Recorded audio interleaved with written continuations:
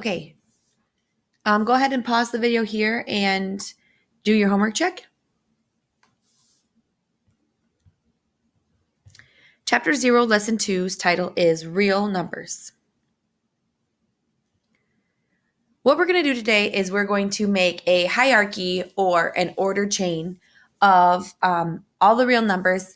We can take any real number that we're given, and by using its characteristics and its definition, we can label it under one of these categories or multiple of these categories. So as I'm writing, go ahead and put this in your notes. But we're going to start with real numbers.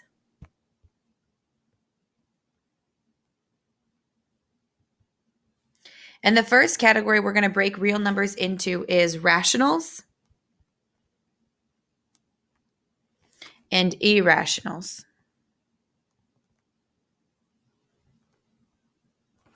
So rational numbers are any numbers that can be made into a fraction.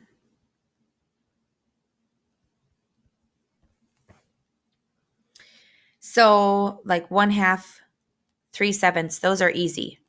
Also 5 would be a rational number because if I wanted to create 5 into a fraction, I could just put it as 5/1 and it doesn't change my number. It just turns it into a fraction.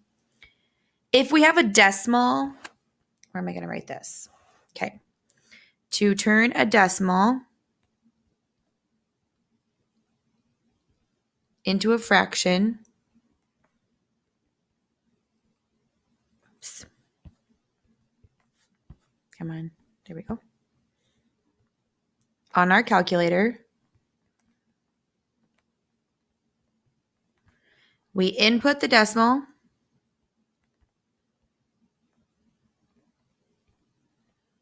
And then we push the math key, which is on the left-hand side of your calculator, about the third key downish. And then after we do that, we push enter 2 times. So go ahead and take a minute and try to do that.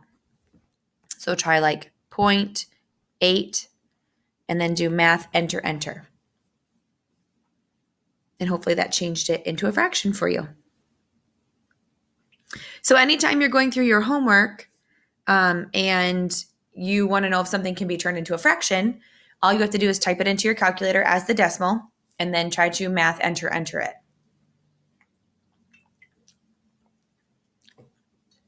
So on the flip side then, on the other side of our hierarchy, irrationals are numbers that cannot be made into a fraction. So if we try to do the square root of 2, which the square root key is push the second key, let's put it right here, square root in calculator. Push the second key, and then the x, it's either the x squared or the x to the -1 key. You have to look on your calculator and see. I don't have mine with me. But if you look on your calculator on like the base part, like not on the keys, but on like the base part, you can find square root and then you look at what color it is. And so like if you have the TI-83 calculator, yours is yellow. If you have the 84 pluses, it's blue. And if you have the 84 plus colored silver, it's a different color. But anytime you see something on the base of your calculator that's the color, you have to push the second key or the math key or whatever first. So if you try to do that, to do the square root of 2 and hit enter, you'll get a decimal. And if you try to math, enter that, it won't turn back into a fraction. It'll just stay as a decimal. Another one is the pi key. And the pi key is if you push second and then the exponent key on the right side of the calculator, I'm pretty sure is where it is. And if you hit enter on that and you try to math, enter it, it will not change into a fraction. Okay, so then underneath the rationals, the next thing below them is the integers. So rationals are any number that can be made to a fraction, including whole numbers, including negatives, all of that. When we go to the integers, it's only the positive and negative whole numbers. So like negative 1,000, 3, 75. Those are all examples of integers. So a number can be an integer and be a rational. Then under the integers, we're going to put whole numbers. And whole numbers are any number 0 and up. So the way I remember that whole numbers include 0 is the O in the word whole looks like a 0. And then finally, the most specific type is the natural numbers.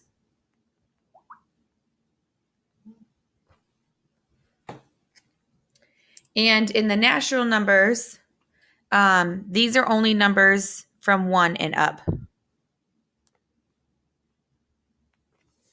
So if I tell you to count to 100, naturally, most people start at 1. They don't start at 0. So that's how I remember that natural numbers are what people naturally do when they count. Okay, so now we're going to put all of that into practice on this next slide. The first one is 5 over 22, which we notice is a fraction. It is not a whole number. When I type in 5 divided by 22 on my calculator, it does not turn into a nice whole number. And so this one is a rational only. Number 2, type in the square root, which again is the second key, and then one of the keys down the left-hand side of your calculator. And then 81, enter, and you get 9. So we start at the top. 9 can be turned into a fraction because I can do 9 over 1, so it's a rational. 9 is a negative or positive whole number, so it is also an integer. We already said it was a whole number, which is 0 and up. And it's also a natural number because it's one of the numbers you would use to count to 100 or higher.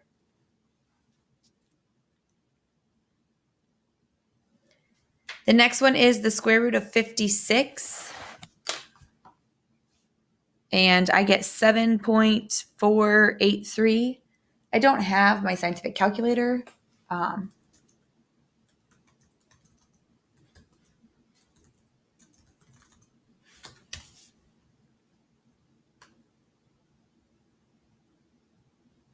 This one, when I try to math enter it, according to the internet, it says it does turn into 748 over 100. So hopefully that's what you guys got. And so this would just be a rational.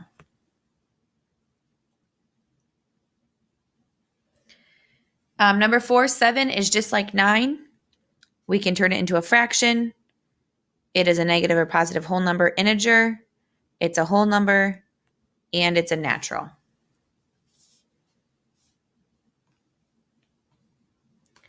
Go ahead and type in 0.2567 and try to math enter on that. And I believe that this one you cannot turn into a fraction, so I'm going to guess irrational. But I might be wrong, so go ahead and discuss that with the class.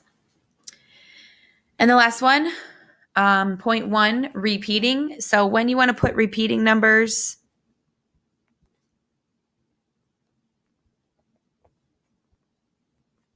in the calculator, you put the number in about 11 times. Then math enter. So if you put in 1, 2, 3, 4, 5, 6, 7, 8, 9, 10, 11, and then try to math enter, you should get it to change to 1/9. So it is just a rational.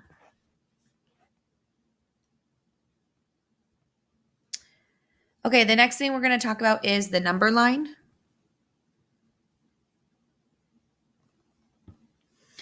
So on the number line, remember that 0 is in the middle. This side is positive numbers. This side is negative numbers. And the positive side is pretty easy. The numbers get bigger as you go to the right. On the negative side, we have to remember that the smaller the number, the smaller the value of the number, the closer to 0 it is.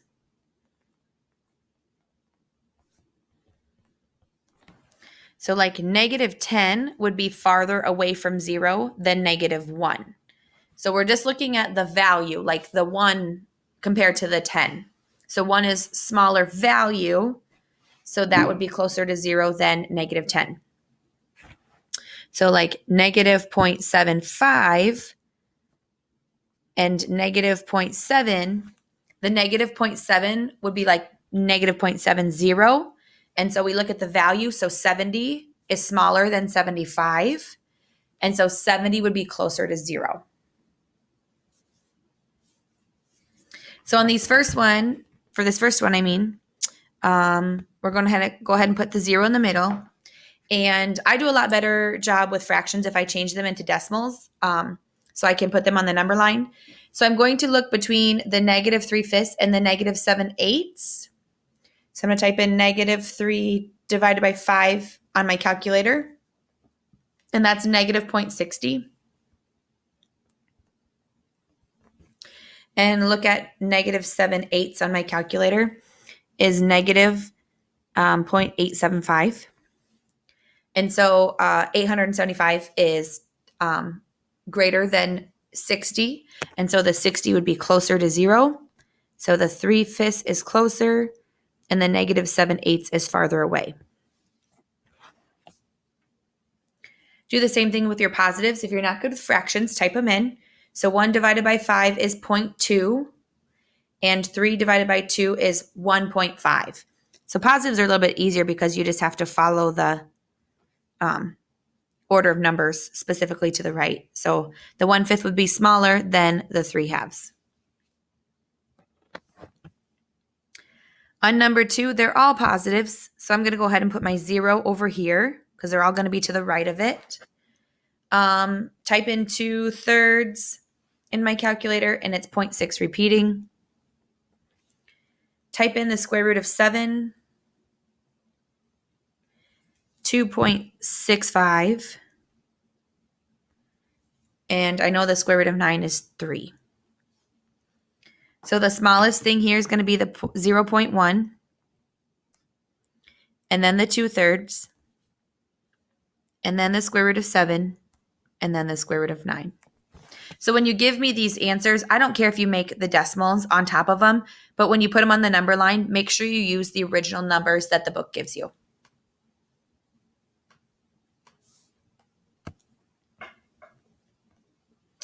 Okay, we kind of already talked about this back up on the first slide. If you want to go ahead and practice these. So like for 0.7 repeating, I would do 7, 2, 3, 4, 5, 6, 7, 8, 9, 10, 11. And try to math enter, and you should get 7/9. For 0.53, 53, 53, 2, 4, 6, 8, 10, 12. You should get 53/99. And 1, 2, 3, 4, 5, 6, 7, 8, 9, 10, 11. 2/9. Math enter on those. Oh, there's the answer to our question. You probably already figured it out, but you push the second key and then the x² key. So on this one for number 1, though, it wants a negative sign in front. And the negative sign on your calculators is down by the 0 and by the decimal point. So it's down there. So I would type in negative and then second x² 81. Enter. And so you should get -9. You can go ahead and try 3 and 4. Type those in. On number 2, when you see this symbol here, that means give two answers, a positive and a negative. So this answer here would be positive 11 over 12 and negative 11 over 12.